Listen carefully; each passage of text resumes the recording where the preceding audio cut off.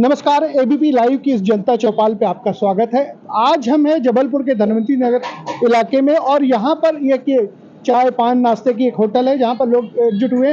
हालांकि इस समय पूरे देश में मुद्दा तो रामलला की प्राण प्रतिष्ठा का है, राम जी के नए मंदिर में प्रवेश का है, लेकिन उसके साथ साथ ही मुश्किल से 100 दिन बचे हैं जब लोकसभा चुनाव भी होने वाले हैं। देश में एक नई सरकार आएगी, मोदी जी बीजेपी के तरफ से प्रधानमंत्री के फिर से दावेदार होंगे और अभी इंडिया गठबंधन या कांग्रेस तरफ से तय नहीं हुआ कि कौन होगा।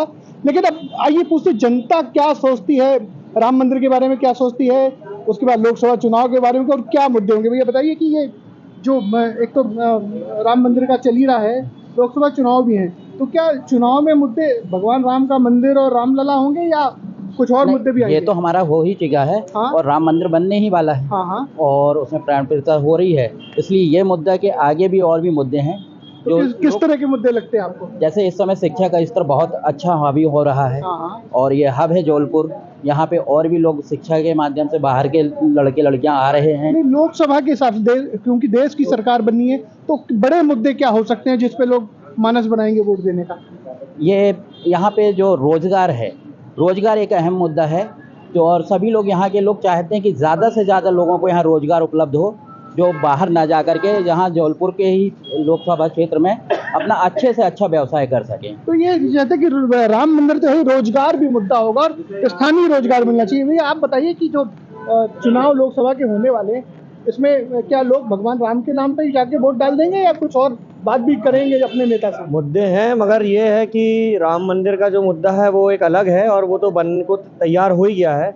मगर जब अपन मोदी जी उतरते हैं चुनाव में तो एक अलग माहौल बनता है, क्योंकि वो एक अलग मतलब उनका काम करने का तरीका अलग है और लोगों की चाहत है उनसे, तो एक अलग ही मतलब। तो आपको लगता है कि मोदी जी फिर से आएंगे? बिल्कुल बिल्कुल।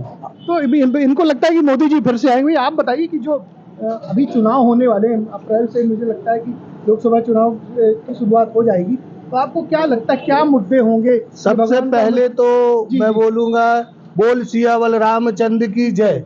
जो ये राम मंदिर बन रहा है, ये सपना था कि शायद इस मंदिर को बनता कोई देख पाएगा, लेकिन हम इतने सौभाग्यशाली है कि हमारे देश के यशस्वी प्रधानमंत्री नरेंद्र मोदी जी के नेतृत्व में ये मंदिर का भव्य स्वरूप और रामलला आप 22 तारीख को विराजमान हो जाएंगे। ये तो एक ऐतिहासिक चीज है और ये सनातन के लिए बहुत बड़ी जीत है। तो ये सनातन के लिए बड़ी जीत है। भैया ये बताएं, राम के साथ क्या रोटी भी मुद्दा होगा क्या लोकसभा के चुनाव में? देखो, ये जो राम को लाया है वो निश्चित मोदी जी ने जितना प्रयास किया है शायद इसके पहले किसी ने नहीं किया, तो सब लोग पूरी दुनिया राम भगवान की जो प्राण प्रतिष्ठा 22 को हो रही है, उसके बाद सीधे मोदी जी का चुनाव होगा तो उसमें बहुत असर पड़ेगा।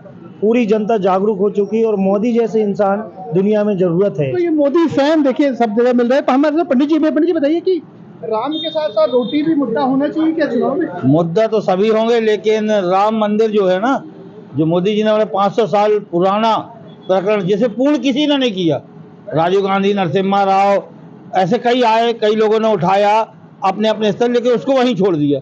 ये 22 तारीख को पूर्णता हो रही है, जो सभी भारतीयों के लिए, हिंदुओं के लिए एक बड़ी बात है। रह गई चुनाव, तो नहीं, लेकिन मेन मुद्दा राम नहीं होगा। हाँ। महंगाई होगी। महंगाई होगी क्यों ऐसा लगता है आपको? महंगाई होगी क्योंकि देखिए, किसी महंगाई का सूचकांक राष्ट्रीय सूचकांक से चलता है।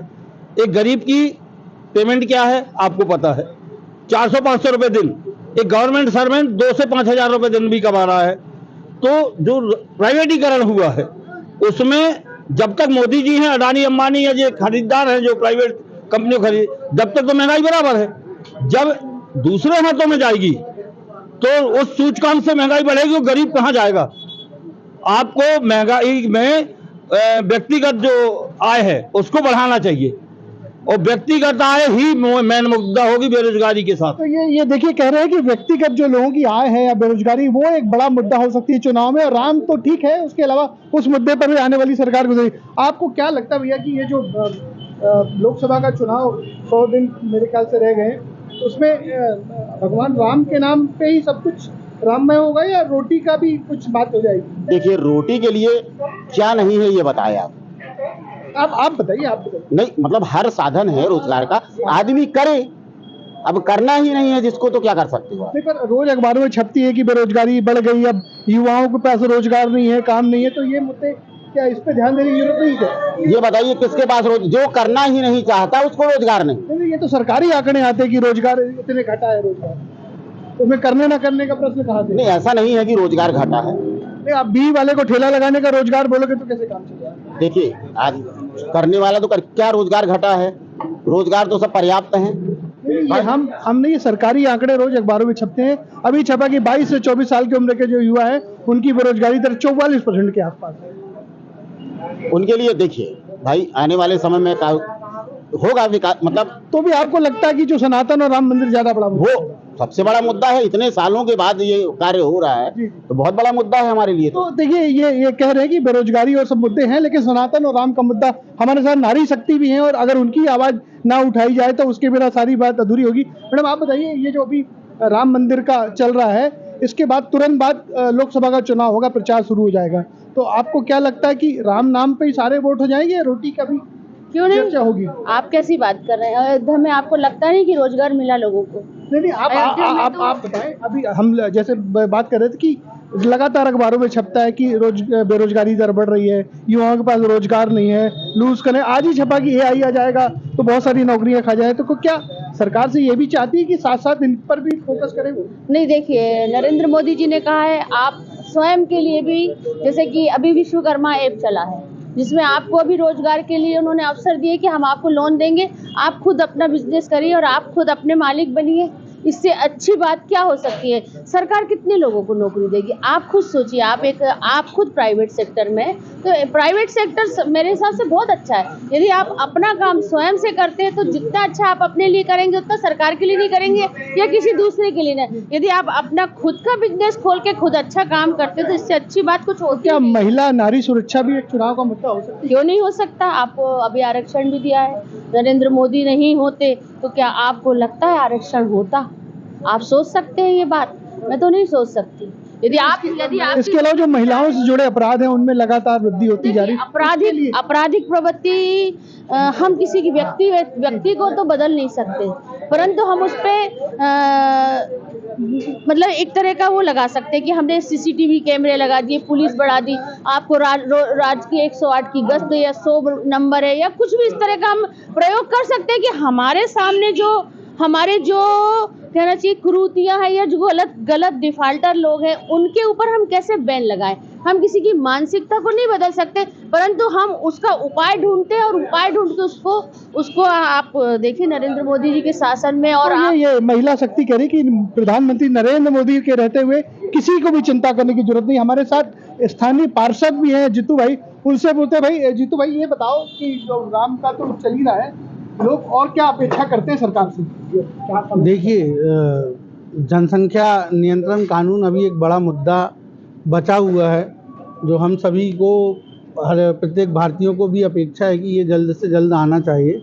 और राम मंदिर की और भगवान प्रभु श्री राम की जहाँ तक आप बात कर रहे हैं, तो भाई साहब मैं ये बताना चाह रहा हूँ कि ये एक बड़ा लंबा इंतज़ार रहा है, बड़ा लंबा इंतज़ार। मतलब 496 वर्षों बाद यह सफलता हम लोगों को प्राप्त हुई, जब ये त्रिपाल से निकलकर हमारे राजा धीराज प्रभु श्री रामचंद्र जी आज अपने भवन में पहुंच रहे हैं। इससे बड़ा हर्ष का विषय। तो चुनाव क्या इसी के नाम पे इस बार का? नहीं, चुनाव अलग मुद्दा है। चुनाव में हम धार्मिक या राम मंदिर को लेके हमने कभी नहीं लड़ा, पहले भी हमने कभी नहीं लड़ा राम मंदिर को कि बेस बना के, सिर्फ राम मंदिर को बेस बना के लड़ा हो।